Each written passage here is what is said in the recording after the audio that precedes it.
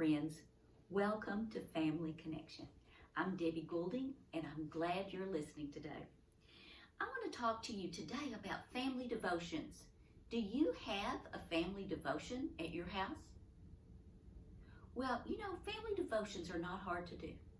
It just means gathering everybody in your family together, sitting down somewhere in your house where you're all comfortable, reading God's Word, praying, and discussing. That's all. It's easy. It's easy to do, but it's hard sometimes to get started.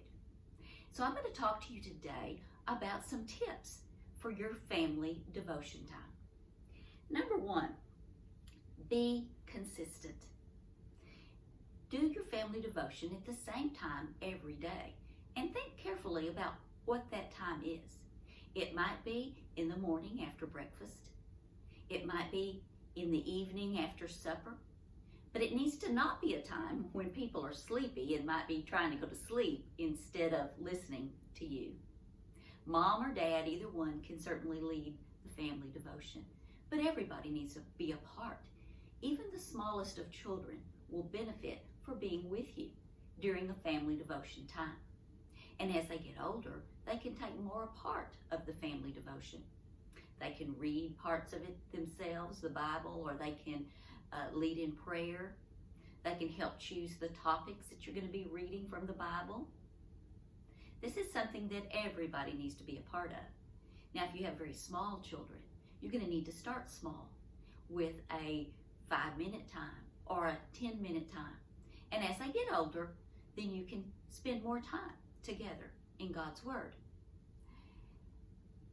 As your children get older, it's actually a little bit harder to get together because of their schedules. So it's best to start this early in your children's lives so that it becomes that vital part of the day that everybody looks forward to. All right, let's go to our next tip.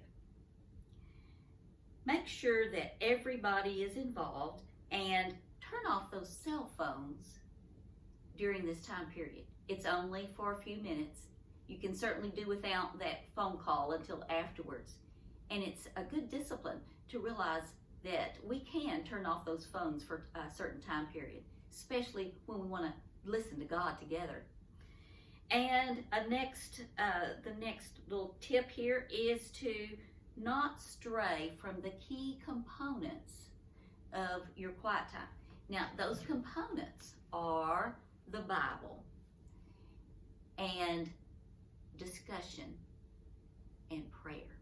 I would begin your family devotion with prayer and let the children talk about what they are concerned about, what they need to be praying about during the week. And children are usually pretty good at this after a while.